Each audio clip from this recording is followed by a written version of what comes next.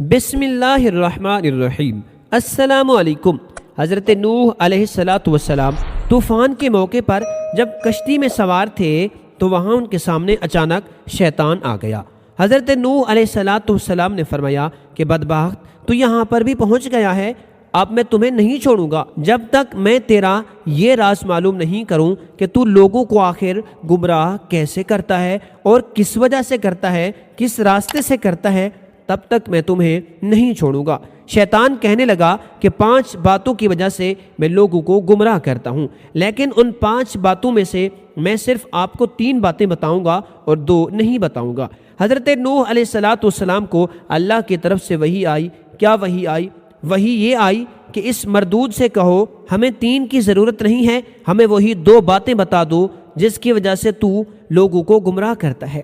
حضرت نوح علیہ السلام نے کہا کہ مجھے ان 3 باتوں کی ضرورت نہیں ہے، مجھے وہ 2 باتیں بتا دو جس کی وجہ سے تو لوگوں کو گمراہ کرتا ہے۔ اب شیطان مجبور ہو گیا اور کہنے لگا کہ وہ 2 باتیں جس کی وجہ سے میں لوگوں کو گمراہ کرتا ہوں میں آپ کو نہیں بتانا چاہتا تھا، لیکن جب آپ نے پوچھا ہے آپ سن لیجئے۔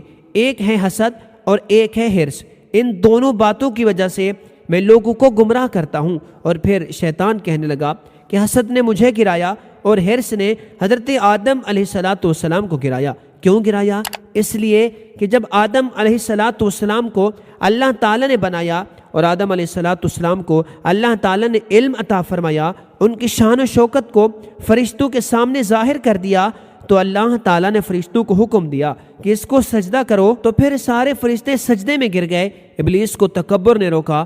تکبر کے بعد ابلیس کے اندر حسد پیدا ہوا۔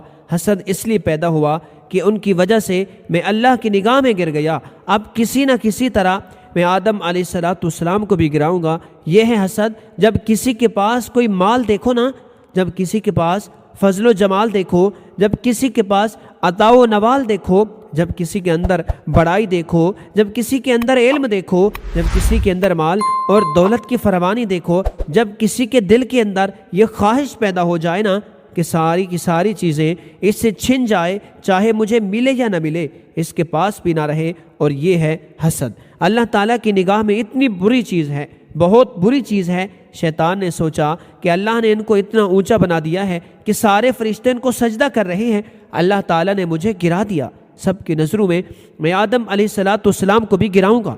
اس کے بعد شیطان جو ہے حسد میں مبتلا ہو گیا اور اس فکر میں لگ گیا کہ میں آدم علیہ السلام کو ذلیل کروں گا۔ یہ ہے حسد، جس کی وجہ سے شیطان گمراہ ہو گیا۔ اور آدم علیہ السلام کو اللہ تعالیٰ نے جس درخت سے منع کیا تھا نا کہ اس درخت سے آپ نے نہیں چکھنا، تو آدم علیہ السلام نے جا کر اسے چکھا تھا۔ اور کیوں چکھا تھا؟ اس لیے کہ شیطان نے قسم کھا کھا کر اسے کہا تھا کہ میں اللہ کی قسم دیتا ہوں کہ اس درخت سے کھاؤ، بہت بڑا فائدہ ہوگا تمہیں، اور وہ فائدہ یہ ہے کہ تم کبھی بھی نہیں مرو گے، ہمیشہ زندہ رہو گے۔ تو انہوں نے کہا بہت اچھی بات ہے۔ آدم علیہ السلام نے وہ کھا لیا۔ آدم علیہ السلام نے حرص میں آ کر وہ کھا لیا۔ اس سے شیطان نے کہا نا کہ حسد نے مجھے مارا اور حرص نے حضرت آدم علیہ السلام کو گرایا۔ اللہ تعالی ہمیں ان دونوں چیزوں سے پناہ عطا فرمائے۔ ہمیں اگر حرص دے تو دین کے حرص دے کہ مالک یہ 5 نمازیں پڑھتا ہے، مجھے بھی 5 نمازوں کے ساتھ ساتھ تہجد کی توفیق دے۔ مالک یہ قرآن کی تلاوت بھی کرتا ہے، صدقہ و خیرات بھی کرتا ہے، مالک مجھے یہ چیزیں بھی عطا کر، بلکہ ان سے بڑھ کر عطا کر، اپنی نیکی کی توفیق عطا فرما۔